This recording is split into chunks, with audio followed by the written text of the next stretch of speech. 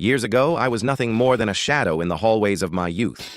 I was the quintessential outcast, frail, overly studious, and hiding behind thick-rimmed glasses.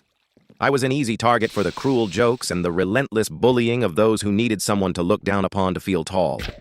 They called me every name in the book, dismissing me as a loser who would never amount to anything. But the pain they inflicted didn't break me. It forged me. Over the course of several grueling years, the quiet nerd disappeared into the heavy silence of the gym. I traded my tears for sweat and my insecurities for iron. By the time I entered my mid-20s, I was entirely unrecognizable. Standing at 6 feet and 7 inches tall, I had built a physique that commanded attention the moment I entered a room. The heavy lifting had broadened my shoulders and chiseled my chest, and my once timid posture was now straight and unwavering. I still wore my glasses, but they now sat above a sharp jawline marked by a faint, jagged scar. A reminder of a past accident that, much to my surprise, seemed to draw the lingering, fascinated gazes of the women I passed on the street. Despite the physical transformation, however, my reality was far less glamorous. I was completely, hopelessly broke. My bank account was a desolate wasteland. I had poured my heart and soul into securing an interview with the city's most prestigious financial firm, a company known for its massive paychecks and cutthroat hiring process. Knowing that appearances were everything in the corporate world, I made a massive gamble. I took the absolute last of my dwindling savings and purchased a tailored suit. Finding something off the rack that fit a man of my size was impossible, so I had to spend extra to have the broad shoulders and narrow waist customized. By the time I walked out of the tailor's shop with the garment bag in hand, my wallet held nothing but dust. Exhausted, hungry, and stressed about the life-changing interview scheduled for the next morning, I wandered into a brightly lit, nearly empty convenience store just down the street from my tiny apartment. The harsh fluorescent lights buzzed overhead as I walked down the narrow aisles, my massive frame making the small store feel even more cramped. I was looking for the cheapest possible meal to quiet my stomach. As I turned down the snack aisle, I saw her. She was incredibly petite, standing barely over 5 feet tall, wearing an oversized coat that made her look even smaller. She was stretching her arms as high as they could go, standing entirely on her tiptoes, desperately trying to reach a specific bag of imported potato chips on the very top shelf. She let out a frustrated huff, her fingers just barely brushing the bottom of the shiny foil bag. Acting on a sudden, bizarre impulse of chivalry, I stepped up behind her. Without thinking through the logistics of the situation, I placed my large hands gently on either side of her waist. She gasped softly as I effortlessly lifted her off the linoleum floor, raising her up so she was eye level with the top shelf. For a split second, she grabbed the bag of chips, but then the realization of what was happening caught up to her. Smack. She brought the bag of chips down hard on the top of my head. "Put me down this instant, you massive brute!" She shrieked, her voice a mixture of absolute shock and indignation. I immediately set her back on her feet, my face burning with embarrassment. Realizing how incredibly inappropriate my actions were, I immediately dropped to one knee, bowing my head in a deep apology. Given my sheer size, kneeling brought me directly to her eye level. "I am so incredibly sorry, ma'am," I stammered, my deep voice echoing slightly in the quiet aisle. "I only meant to help. I wasn't thinking." I looked up, expecting to see a face twisted in pure rage. Instead, she was staring at me, completely speechless. Her eyes were wide, taking in the sharp lines of my face, the glasses, the scar on my jaw, and the sheer width of my shoulders. She tried to contort her delicate features into a scowl of anger, crossing her arms defensively over her chest, but it was entirely unconvincing. A deep, vivid shade of crimson was creeping up her neck and spreading across her cheeks. She was incredibly flustered, her breath hitching slightly. "Well, she stammered, looking away quickly and tightening her grip on her coat.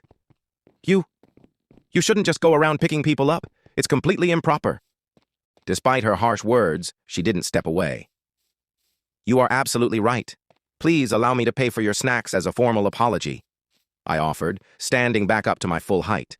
She looked up at me, her cheek still burning, and gave a small, hesitant nod.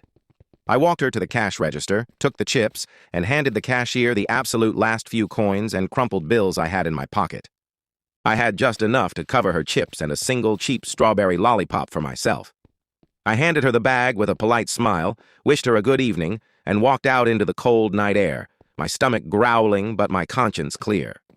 The next morning, the stakes were higher than ever. I put on my newly tailored suit. The fabric strained slightly against my biceps and chest, a testament to the fact that my muscles were slightly too large for traditional corporate wear, but it looked incredibly sharp. I took a deep breath, walked into the towering glass skyscraper, and rode the elevator all the way to the penthouse suite. The receptionist directed me to the grand mahogany doors at the end of the hallway. The CEO's office. I knocked twice, heard a faint voice beckon me inside, and pushed the heavy doors open. Sitting behind a massive oak desk, framed by a sprawling view of the city skyline, was the CEO. And it was her. The petite, fiery woman from the convenience store. I froze in the doorway. She looked up from her paperwork, her professional, stern expression instantly dissolving into a look of absolute, unadulterated shock. We stared at each other in total silence. It was then that I noticed a tiny, unmistakable crumb of a potato chip resting near the corner of her lips. My eyes flicked to the crumb, and I couldn't help it. A warm, genuine smile broke across my face. Realizing what I was looking at, her eyes widened in horror. She frantically grabbed a silk handkerchief from her desk and scrubbed at her cheek, her face turning that same brilliant shade of crimson I had seen the night before. She cleared her throat loudly, sitting up straight and attempting to rebuild the cold, untouchable aura of a corporate executive. "Have a seat," she commanded, though her voice wavered slightly. The interview began. She asked me complex questions about market trends, financial forecasting, and risk management. I answered flawlessly, my late nights of studying finally paying off. But as the interview progressed, I noticed she was having an incredibly difficult time focusing on my answers. Her eyes kept betraying her. She would look at my face, but then her gaze would slowly drift downward, lingering on the way the fabric of my dress shirt pulled tight across my chest, or how my suit jacket stretched over the sheer mass of my arms whenever I shifted in my chair. I shifted my posture intentionally, leaning slightly forward and resting my elbows on my knees. The suit tightened noticeably. Her breath hitched.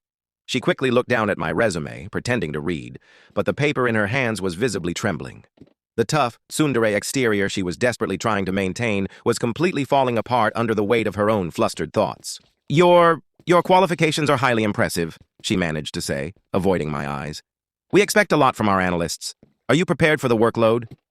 "I am prepared to carry whatever weight this company requires of me," I replied smoothly, a hint of a smile still playing on my lips. She swallowed hard. "You're hired.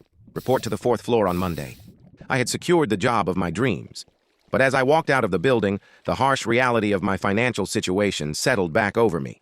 The paycheck wouldn't arrive for another 2 weeks, and my pockets were completely empty. I didn't even have money for the subway ride home.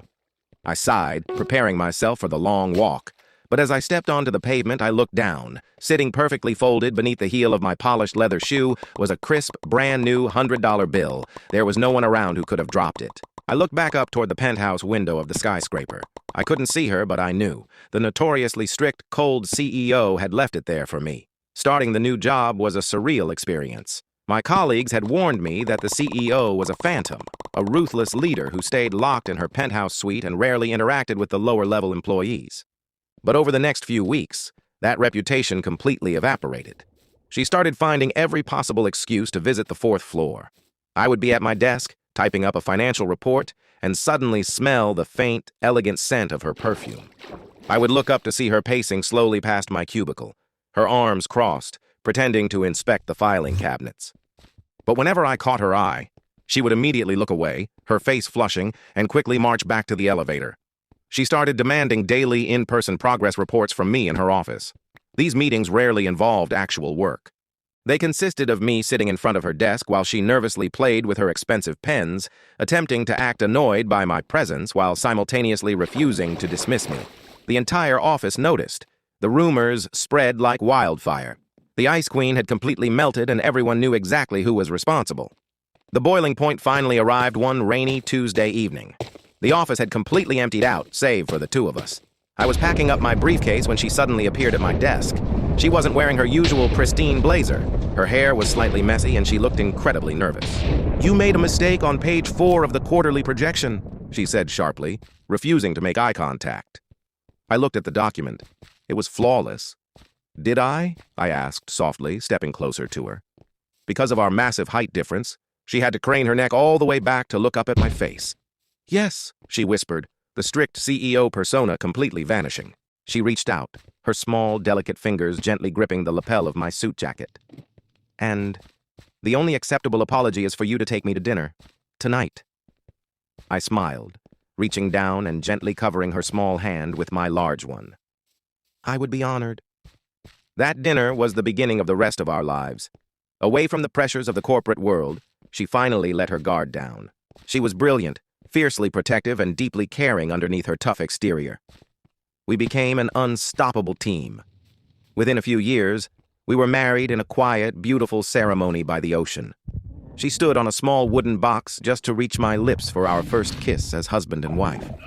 Today, the struggles of my youth and the empty wallet of my 20s feel like a distant dream. I wake up every morning in a beautiful home, walking into the kitchen to find my incredible wife managing her empire from a laptop, while our 2 young children run around my legs. I had walked into that convenience store looking for a cheap meal to survive the night, but what I found was an investment that yielded the greatest, most beautiful return of my entire life.